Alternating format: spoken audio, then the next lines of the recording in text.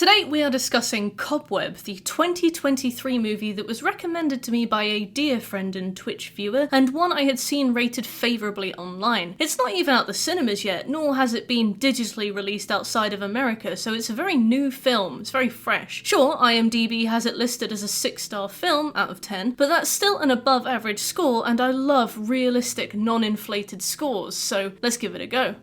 Unfortunately, this movie ended up really disappointing me. Cobweb has a 5 out of 10 premise that is kind of interesting, kind of been done before elsewhere and better, and I found the story pretty boring despite brief moments of intrigue. The ending collapses under its own weight, like a cat on a cardboard box, resulting in an ending monologue that I genuinely physically cringed at. And despite the tension being good, the scares are non-existent, and the scenes that had been used to advertise Cobweb ended up being only a fraction as cool as I was led to believe they would be. I feel as though Cobweb was split into 2 or 3 segments that were written by people who never ever spoke to each other, only hearing about the progress the others were making via disjointed rumours. Consequently, ideas come off extremely half-baked. Overall, this movie felt inconsistent to say the least, and while the first section of the film had a natural ebb and flow of tension and intrigue, the second section does away with all of that, leaving it to feel like an entirely new, much worse movie. We begin with an overall supernatural vibe, and after about 30 minutes we seem to 180 and suddenly we are squatting on a story of bullying and how it affects young children. Then the plot twists again and we are tackling themes of abusive households, and then suddenly it's a monster flick and none of them work. Let me just say that now, none of this works. I think I'm tripping over myself here. It's really difficult to summarise my issues with Cobweb, particularly since they span the length of the movie, so let's just get into it. Cobweb is the critically acclaimed mobile game with millions of downloads and a whole host of intricately designed heroes spanning entire civilizations, armies, and classes. Oh no, wait, that's Raid Shadow Legends! Raid has been a really long time sponsor of this channel. I'm personally a fan, and I greatly appreciate the promise that they saw both in this channel and me as a creator from day one. And today I would once again love to brighten your day with one of the most popular mobile games of all time. Ever since Order Up got delisted from the mobile store about a decade ago, I have been on the hunt for another good mobile game to play in the moments where I need just a little bit of downtime from working. And while the world is my oyster, Raid will always have a special place in my heart. Taking place in the fictional country of Teleria, Raid Shadow Legends is one of the most impressive mobile games I've ever seen. With hundreds of different heroes to collect and level, thousands of hours worth of progression across multiple quests and storylines, and a constant influx of new content, most of it completely free, Raid Shadow Legends is always at the top of my list when it comes to a mobile gaming recommendation. So log in on 7 different days between now and October 23rd for your chance to get your hands on Sun Wukong, a legendary champion, and Raid's take on the Monkey King from Chinese mythology. Use my link in the description or scan the QR code on screen now to snag yourself a tasty little starter pack and to get ahead of the curve with Raid Shadow Legends. Now, back to the video. Cobweb opens with a day-in-the-life montage with accompanying soft piano music. A young boy, Peter, is seen walking to school and later learning how to play the piano in a dimly lit but warm home full of muted autumnal colour schemes that make for a cosy setting. This house feels safe for the first 30 or so seconds, at least until the title card, which is an unusual choice considering how quickly it becomes a dank, cold and hostile setting. But hey, maybe they're just going for an early subversion to get warmed up for some of the later ones. Now, to this movie's credit, it does have one consistent through line to the narrative: the girl behind the wall. The girl behind the wall appears very soon in the story, within like the first few minutes, initially as just a shuffling sound on the other side of the paper, but very soon she is very really talking to Peter. However, her framing within the context of each of her scenes ended up changing depending on which segment of the movie we were watching. And while I do think they have the potential to be the strongest parts of the movie, having her talk to Peter right from the beginning means that her scenes end up stagnating. She can't do a lot from where she is, Peter can't do a lot about that, so beyond a slow trickle of cryptic information delivered by a literal wall, her scenes feel like they slow the movie down, and she probably could have been revealed a little bit later in the narrative so as not to burn out her involvement. Peter is spoken to through the wall by the voice of this little girl. She is initially teased as some kind of ghost. When hearing her speak to Peter, we see a swing outside, swinging despite a lack of breeze, which I took to interpret as some kind of omnipresence, like she's haunting the grounds of the house, but not so. I don't think we ever see this swing again, and despite its immediate feature and framing within the movie, it is pretty much a red herring. Could it be considered a red herring? I don't know, but it's like lots of things. Inconsequential. Peter calls his mum into his room, but when she listens at the wall, she doesn't hear anything. I have a lot to say about the mum's characterization, but we'll have to get there in due time because it won't make any sense to you now. But basically, she is an entirely different person between segments of this movie. Again, lending to my basic theory that this script was handed around like a game of Galactic Phone. Like your great aunt at a swingers party, this script seemed to have been subjected to a whole host of outside influence and just ended up soggy with cum. There are other scenes early on that set a spooky tone to the movie. When Peter asks to be allowed to dress up and go trick-or-treating, insisting that other kids' parents let them do it, his mum curtly responds, "Well, we're not their parents." After some deliberation, the gem himself, Anthony Starr, or Mark as he's named in Cobweb, tells Peter a story. You know the old house with the boarded up window? A girl who lived there vanished one Halloween. Nobody knows what happened to her. She went out trick-or-treating and she disappeared. This conversation implies that this event was very traumatic for the whole neighbourhood, and that Peter's parents don't let him out on Halloween because they are afraid it will happen to him. Again, we'll come to this later, but this was a really intriguing plot point that absolutely ate shit as it began to unravel towards the end of the movie, in a way that I would wager you're not able to predict. Side note, but Anthony Starr awakens a deep urge within me to be treated like shit by a much older man. Mum, if you're watching this, that was a joke, I'm sorry. The movie also feels like it's setting up some boy who cried wolf situation. I guess in a way it is, but again, not really. You're gonna hear this from me a lot, so apologies in advance. The next night, Peter wakes his parents up again about more noises in the walls. Mark checks the wall and tells him he's disappointed in his son for being scared, which is an unusual thing to say, but not entirely out of the realm of possibility, before going back to bed.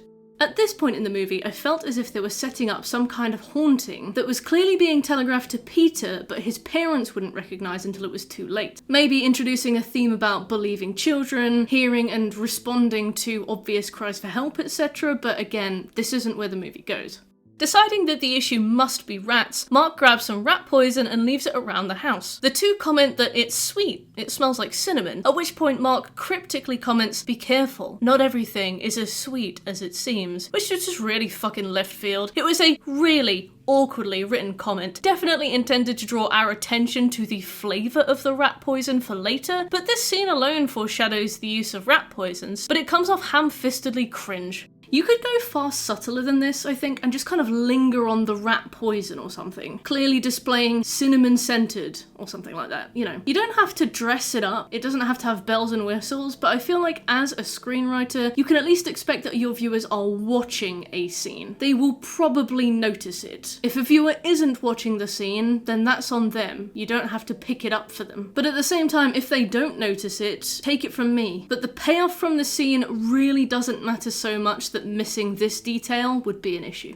Mark then goes on to say, sometimes you have to make tough decisions to protect your family, which again is beyond cryptic, vague, awkward, out of place, entirely left field. I had my eyebrow raised so high at this point that it may as well have been pinned there. I suppose it's supposed to seem like Mark is observing that killing rats is a tough decision, or using poison as a solution is a tough decision, or maybe referring back to the trick-or-treat rule imposed by the mother, but again, this is clearly foreshadowing some reveal, and it's making more of an effort to foreshadow that reveal than it is to make the scene feel natural. It does it so ham-handedly that you are more likely to end up confused than you are to associate this line with any of the current or previous scenes, thus rendering it impossible to subvert later. These aren't so much breadcrumbs that make sense on a later viewing, as they are just writers massively underestimating their audience's ability to process subtext. There's nothing natural in this scene at all, and while Peter's dad is definitely written to seem unnatural and uncanny, this line still manages to die in the water. It's kind of ass. In terms of suggesting that this is going to pan out as a ghost movie, I felt like the opening segment was the strongest in delivering that. There's clearly like an overhanging issue, i.e. the girl in the wall, and there are clearly complications to the issue. His parents can't hear the girl and don't believe that she exists. So Peter is in a really difficult situation, and as a child child main character, he is especially vulnerable, so it's easy for us to care about him. It makes you really interested to see how these hauntings are going to progress, how Peter is going to handle presumably the mounting danger, and what these hauntings have to do with the aforementioned missing trick-or-treater, particularly since the voice in the wall is a young girl and the missing trick-or-treater was a young girl. You know, the setup, while kind of awkwardly delivered, does promise an interesting watch.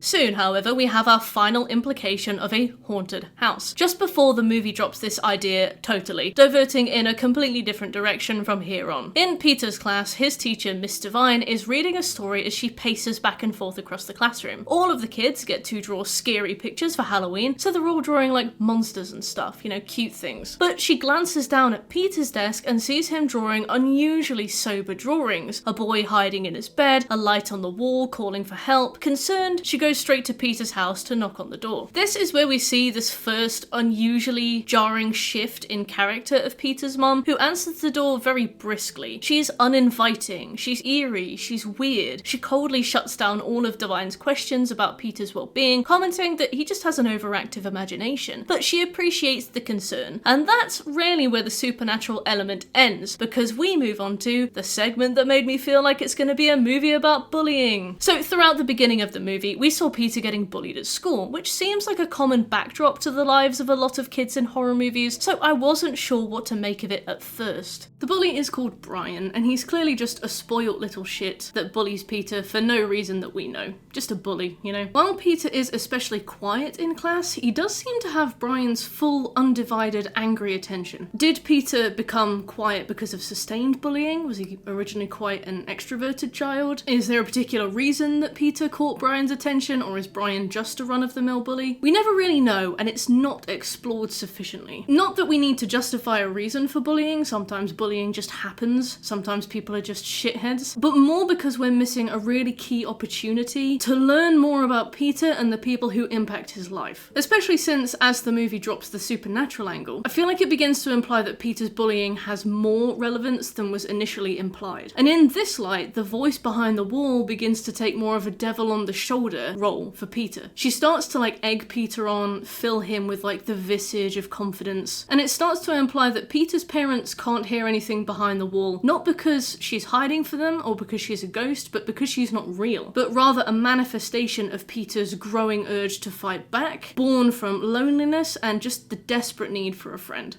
When Peter coldly tells the voice, "You're not real," the voice responds, "Maybe, maybe not, but it seems like you could use a friend. I know I could, but if you don't want one, I'll just leave." And Peter is already asking her to come back. Hook, line, and stinker, Petey. The voice becomes a source of innate trust for Peter in this sense, and he begins to listen to it really intently. I was interested to see how the voice would begin to manipulate Peter into maybe hurting others, but as with the rest of this film, it doesn't quite hit the spot narratively. Like, there's no build-up. The voice only encourages Peter this one time before Peter brutally attacks Brian. So is Peter an innately violent individual who only needs one push before he starts to do harm? Or is he a naturally quiet boy who is manipulated into becoming violent? And if so, are there maybe more whisperings that we are not seeing? Did the writers think we maybe only needed to see one example of this happening before we believed that he could do something so extreme? Like, maybe we should have had more of a time frame for these, more of a build-up.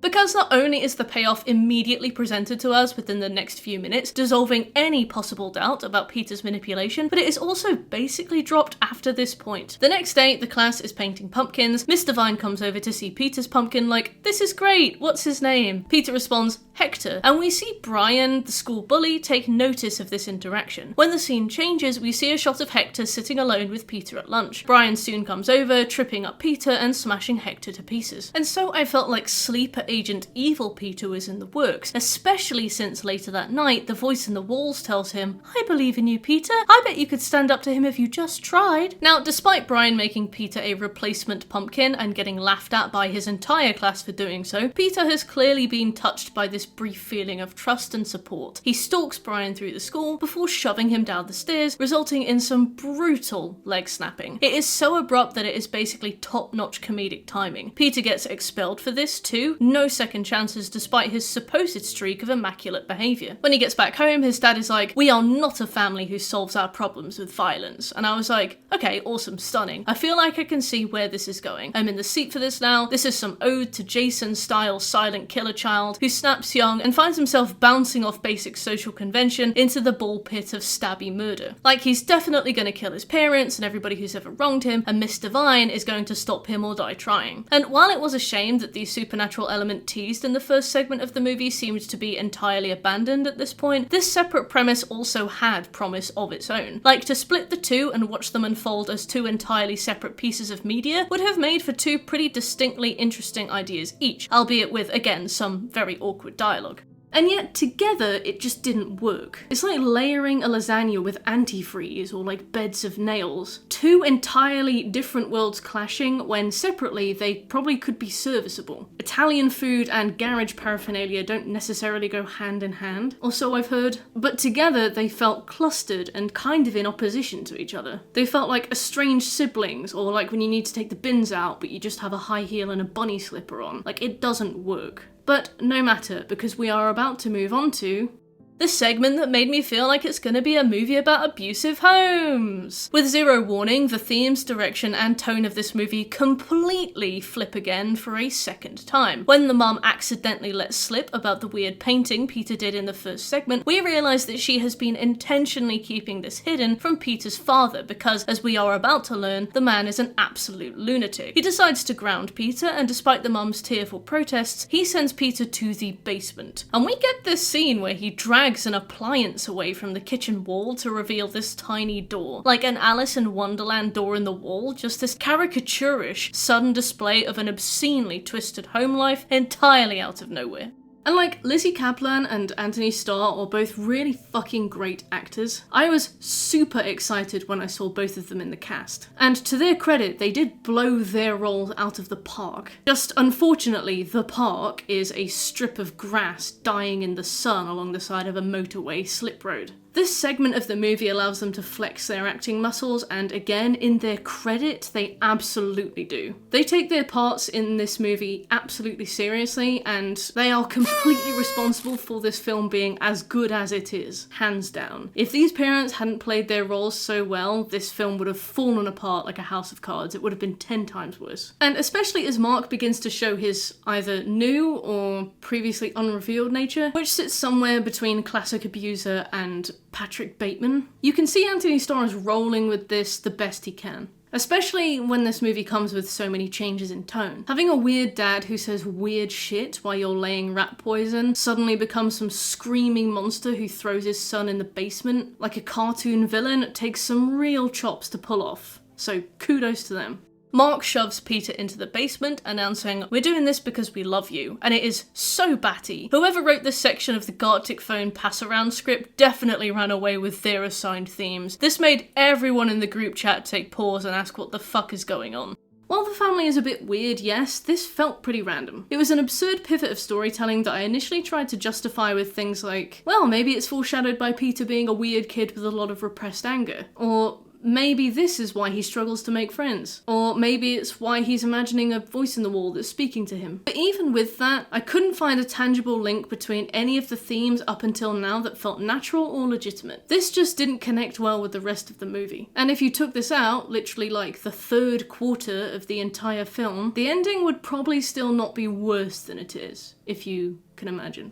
The movie runs with this theme of abusive households as we cut to Miss Divine speaking to the headmaster of the school. He's heard that she visited their house and reminds her that if she keeps getting personally invested, she is going to get eaten alive. Despite the horror, supernatural elements of the story, it did feel like it was pointing towards an abuse metaphor. It also finally gives us someone to root for. Miss Divine is named as such since she is clearly being built as a hero of the movie, and while the script is too scared to over-characterize Peter or his parents in case you guess any of their ridiculous later twists, it's not too scared to flesh out Miss Devine's character. As such, she is the most consistent part of the movie, and therefore the only one I found likeable or rootable for. Especially when we cut back to Peter in the basement, who's moving sandbags away from a grate in the floor to reveal a base basement, a sub-basement, a deeper cellar below the house. I wondered whether it was implying that the little girl who went missing on Halloween wound up in there, and that the parents were the serial killers, or whether, since Peter seemed so familiar with the basement, it was a further punishment he hadn't quite done enough to earn yet. And now the movie leans on the abusive themes by funneling those aspects into the writing of the parents. Like a profiterole leaking with cream, these two suddenly start oozing the filthiest red flags on the planet. The gloves are apparently off. The initially awkward and weird but overall tender father becomes some kind of strange sociopathic predator. It's implied that he's capable of killing, but as the film again doesn't want to turn us either way before it has time to deliver the saddest little plot twists on the planet, it never comes remotely close to confirming either way. When Miss Devine visits to hand over Peter's last test, Mark shows up all creepy. His wrist is bleeding profusely, like he makes her a drink and then bleeds all over it, which is gross and rude, and he wanders around the table with a hammer in his hand like a predator, staring at her. He follows her out to her car with the hammer eventually, but as we learn, if he's actually not that much of a threat, it casts this moment in a lot of contradictory doubt as well. If Mark isn't actually a killer and doesn't actually solve his problems with violence, then I don't know why he's menacingly and threateningly grasping a hammer as he walks a terrified woman backwards out of his own house. The plot twists wedged in later shine some really contradictory light on these kinds of scenes in particular. Miss Devine suggests, given Peter's behaviour, he might benefit from an environment more suited to his needs, and Mark coldly responds, family is what he needs. Since Peter is in the adjoining basement, hidden behind the tiny door, this plays into the feeling of miserable isolation a child might feel in this scenario. Miss Devine wants to help, but he can't quite reach out to her. Peter starts banging on the door, but the noise is overshadowed by the washing machine, which is clattering away, and I was like, okay, so the dad is the sleeper agent, and he's gonna kill the teacher now. But he doesn't. He tells her to leave, he follows her to the car whilst holding his hammer, and he lets her go. We cut to an indeterminate amount of time later. Peter's mum comes downstairs with pumpkin cupcakes and tearfully tells Peter that he can come out of the basement now, which I felt leaned into the concept of abuse and then quote-unquote fixing the abuse with food and small gifts, confusing Peter and rendering it difficult for him to see through the blurred lines between all the parental love he's ever known, no matter how flawed, and the abuse he is literally suffering in the moment. And now the voice through the wall pivots in characterization again. This is no longer a ghost girl, nor a manifestation of Peter's subconscious, but this is Peter's sister. She explains that she is in the wall cavity, talking to him through a hole she's burrowed in said wall, and Peter peels the wallpaper down and sees an eye staring at him through the hole. His sister explains that she had to wait until Peter was big enough to move the clock in their parents' bedroom that conceals the door, big enough to help her leave her prison, and that their parents are evil. Later that night, Peter has this really weird dream, and this was the dream I saw in all the teasers for the movie, although in this instance the context is much different and it is far less scary. Peter's dad is in the corner, making this weird clicking sound, saying, "Look at what you've done to your mother, Peter." Peter's mom sprints at him through the door, grabs him super weirdly, and he wakes up to find her holding him in real life, cradling him because he was screaming in his sleep. I think this dream would probably have fit better into a better story. Like, there's nothing fundamentally wrong with this dream. It's clearly a manifestation of Peter's anxieties around his parents and his growing awareness that they aren't the people he thinks they are. On a more nebulous line of thinking, it could represent the realization you have in your early teens when you realize that your parents aren't like perfect, idealized people. They are human beings. I think in another movie this could have been a hammy but intriguing way of marking a loss of innocence for a main character. But it's just clunky in this script. My friends and I were like chuckling nervously watching it, like a bit uncomfortable, it was a bit silly, while I had that feeling that you get when you recommend a movie to somebody and realize about halfway through that it's actually not as good as you thought it was, and you start to feel a bit personally responsible.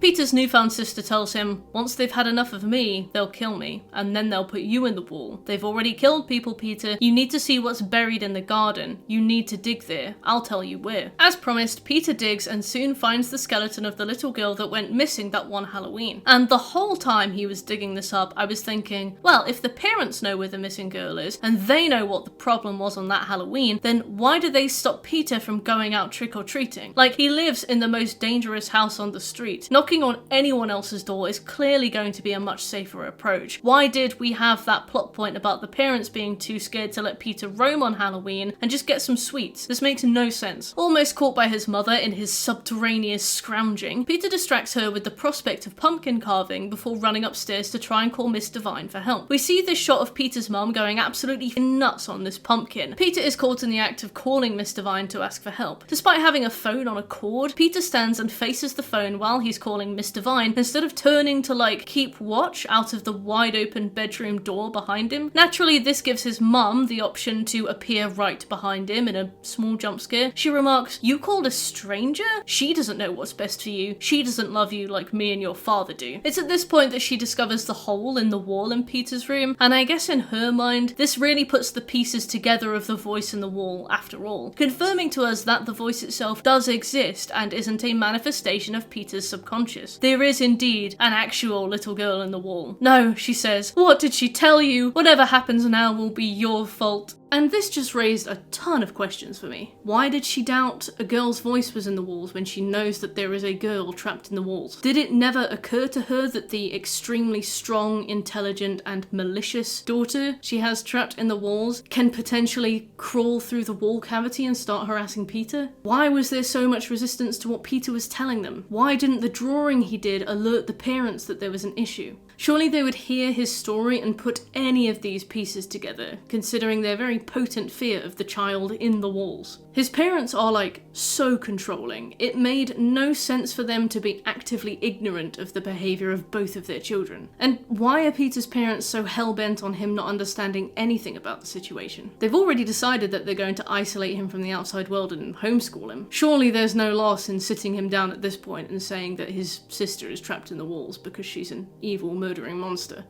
Moreover, the huge issue with this scene is that the movie is still playing the "ooh, there might be a twist" angle. So instead of acting consistently along the "my son has been communicating with an evil creature that will murder us if she escapes" line, the script is still written with the intention to confuse so that the twist can hit us later. So Peter's mum's hysterics are very vague and worded very particularly so that they don't go anywhere. Even when the cat is out of the bag, Peter's parents do and say nothing to Peter, and do not prevent his sister from continuing to speak to him through the hole in the wall. They don't even put him in a different room at night. They just let the two of them continue to talk to each other through the wall. Of course, the sister soon crops up to tell Peter that she heard the parents talking. They plan to kill both of them. She also explains that the trick-or-treater saw her, so his parents had to kill her to keep the sister a secret. I suppose this was intended to have been foreshadowed by her influencing Peter to hurt the bully earlier in the movie, but it didn't land here either. The next morning, Peter is taken out to the pumpkin patch where his dad explains that some of the pumpkins have a blight. Black rot. It spreads fast and they have to get rid of the sick pumpkins to protect the well ones, and as he says, we're going to bury the pumpkins and hope the next crop is better. He is clearly trying to communicate that he is going to murder his son for learning about his daughter. Or is he? I guess they want to keep this vague too. Mark never explicitly says he wants to hurt his son. In fact, he insists that they're a family that don't solve their problems with violence, but he's also caricaturishly evil, as evidenced by him locking Peter in the basement. I guess the movie is trying to make a good case for both arguments, but the writing plays it so centrist that both sides end up feeling underwhelming. Quick tangent, but there is a massive overarching pumpkin motif in this film. The family have a pumpkin patch, Peter makes Hector the jack-o'-lantern at school, and Hector gets destroyed and replaced by Brian. The dead girl is buried under the pumpkin patch. Mark implies that Peter will soon be buried under the pumpkin patch. The mum brings pumpkin-themed cupcakes down into the basement when he's finished his grounding. They eat pumpkin soup every single day for dinner without fail, as explicitly stated by Peter's dad. And yet, I could not tell you why. I suppose it could just be a family that likes pumpkins, and I guess if you're a horror movie, you want to lean into the October theme a little bit. But they are so heavily woven into the narrative that when they pan out to nothing, absolutely zero relevance, it definitely feels like you've been strung along and not in a way that feels rewarding. I don't know why he took Peter out to do a big speech about it instead of just killing him in his sleep when he made this decision, but I guess Peter needs an opportunity to prevent this. Anyway, later that day, after a pretty funny outburst from Peter's mum at a few trick-or-treaters, the family share a tense meal where the dad remarks on the flavour of cinnamon in the food and starts vomiting up black blood before dying at the table. Peter's mum hasn't quite had it sink in yet what's going on, but eventually starts chasing Peter with a knife. He knocks her down and she dies on the floor, her final words being, "Peter, don't let her out." And so the final segment of the movie began. The segment that revealed it was a monster flick all along. Peter heads upstairs and pulls the clock away from the wall, which falls and smashes on the floor. At first it just shows a blank wall, which gives us this immediate impression that Peter was insane the whole time, and it really was his imagination playing tricks on him, but not so. There is a little door at the bottom, thank God. And if there's anything Coraline has taught me, little doors are always okay. One small piece of credit I'll give this movie is that it makes it very difficult to know whether or not Peter is doing the right thing. Sometimes this is done well, i.e. in the conflicting stories and the lack of information Peter is trusted with. In the organic way, a child isn't going to be told everything, and at other times it's done really poorly. For example, in the contortions this story has to make so that Peter never learns anything of substance that might guide him in making a decision about who to trust. The careful language characters choose when speaking to him, the drip feed of information from the girl in the wall, the cruelty of the parents who seem to love their daughter enough that they hide a trick-or-treater's body after she is killed, whilst knowing that their evil little spawn would kill anybody in a flash, but also put their son in a basement. Still, watching that tiny door open, I had no idea whether or not it was good that it was opening whatsoever. As it turns out, not so. As an older woman's voice starts laughing from the open door, Peter runs to hide in his bedroom. At that moment, Brian and his cousins unfortunately enter the house for some good old-fashioned revenge against Peter and apparently both of his parents? Weird campaign of terror to choose, I suppose, but this also marks the start of said monster flick. Our monster is simultaneously super strong and super weak, as and when the plot demands it. She can break into the cavity of the wall and drill a hole through the wall into Peter's room, but she can't break through the wall entirely. She also can't knock down the thin wooden door he's hiding behind. But as we learn, she can easily rip heads off, walk on walls and ceilings, cleave people open with a single swing of her hands, drag dead bodies away in seconds. As it turns out, the Starr family were hiding a murderous super mutant in their home, and now she's out hungry for blood. We watch the home intruders get systematically dispatched over the course of about 10 minutes in extremely gory ways by a creature that can climb on walls and ceilings with her bare hands. In the meantime, Spidey Sense Miss Divine is on the way. Now, with only a short amount of runtime left, the creature has to begin dropping fat loads of exposition for this to make any sense whatsoever. She explains that when she was born, they were horrified at how ugly she was, I guess. Their dad put her in a pit, forced her to suffer amongst cobwebs and rats, while she learned how to climb and bite and how to make Peter do what she wanted him to do. Peter gets thrown into the cage behind the clock just as Miss Divine shows up, fighting off the creature with a poker while taking some nasty cuts to the back of her leg as she runs up to where Peter is trapped. As the creature crawls through the door behind the grandfather clock, suddenly becoming really slow, Miss Divine starts smashing at the wall Peter is stuck behind. Grabbing Peter, the pair sprint out, only for Peter to get grabbed by the hair and yanked backwards, down into the basement's basement where his sister was first imprisoned. She crawls down into the hole to meet him, looking inspired by Sadako herself, but once she reveals her extremely janky CGI face, I felt even more confused and way less scared and way less tense. Despite only this single CGI shot of her face, it is definitely not great. Of course, Miss Divine comes to help, resulting in the monster being thrown into the cage and then just left there. She gets locked up in the cage just as she had before, except we know she's escaped this cage before because she tells us, so I have no idea what the motivation was behind this choice. Also, earlier in the movie, during a classroom scene with Miss Divine, Peter jumps at the sight of a spider crawling across his desk. Miss Divine puts a glass over it and teaches him how to let the spider go safely without killing it. I think this moment was supposed to be a callback to that, being merciful towards an innocent creature, but this isn't an innocent creature, nor is it a merciful one. It would kill them the second it could without hesitation, and it would probably make them suffer. Just because she's a spider doesn't mean she deserves the same mercy as the spider in the glass scene. Peter's sister starts to beg in the little voice before defaulting to her evil rasp for a monologue that wraps the film up pretty fucking horrendously. She utters, "Every night you lie in bed, you'll wonder if it's me following you. Every creak,